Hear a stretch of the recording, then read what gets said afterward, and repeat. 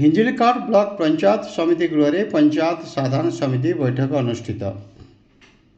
जोगदेले आस्का सांसद माननीय श्रीमती अनिता शुभदर्शिनी। आज सकाल 11टा समय हिंजिली ब्लॉक समिति बैठक गृह में पंचायत समिति बैठक अनुष्ठित हो जाइछि।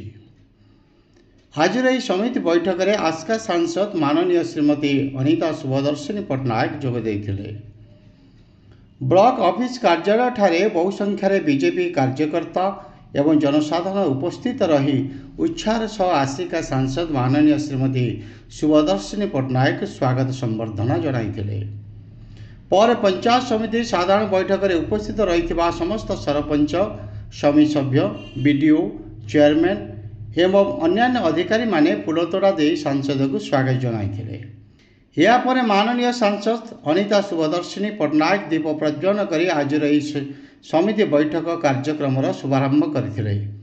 हिंजिली गोष्ठी उन्नयन अधिकारी सागरिका षडंगी तत्वावधान आज बैठक आयोजित होता बेले आज साधारण समिति बैठक में हिंजिली तहसीलदार हिंजिली जिला परिषद प्रीति साहू डीआरडीए प्रतिनिधि देवानंद महापात्र ब्लॉक विधायक प्रतिनिधि ए सुदर्शन ब्लॉक उपाध्यक्ष सुनील गंताज समेत ब्लॉक बहु सरपंच समिति सभ्य ब्लॉक कर्मचारी प्रमुख उपस्थित रही।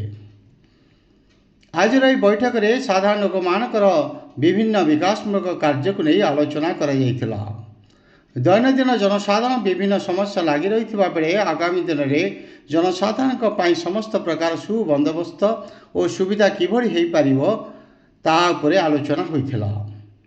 या भितर दैनंदिन जनसाधारण विभिन्न समस्या दे गति करथिबा बेले तार कौनसी समाधान हो पारुनी बोली बैठक में घमाघोट प्रतिवाद कराइथिला। गत 24 वर्ष मध्य विकास जो मात्रा होइथिला ता वर्तमान जनसाधारण सात स्वप्न पलटिछि एवं ब्लॉक रे विकास दिगरे कौनसी कार्यानुष्ठान हेउनाही बोली अभियोग आनिले जिला परिषद। या सह आम ओडिशा नवीन ओडिशा योजना रे प्रत्येक पंचायत को 50 लाख टंका आर्थिक अनुदान आसुथिबा बेले वर्तमान मो गाँव मो विकसित गाँव योजना रे प्रत्येक पंचायत को 15 लाख अनुदान राशि दि जाउछि। तेबे आउ बळका 35 लाख अनुदान प्रदान करा जाउ नाही काहेकि बोली प्रश्न करिसेंती।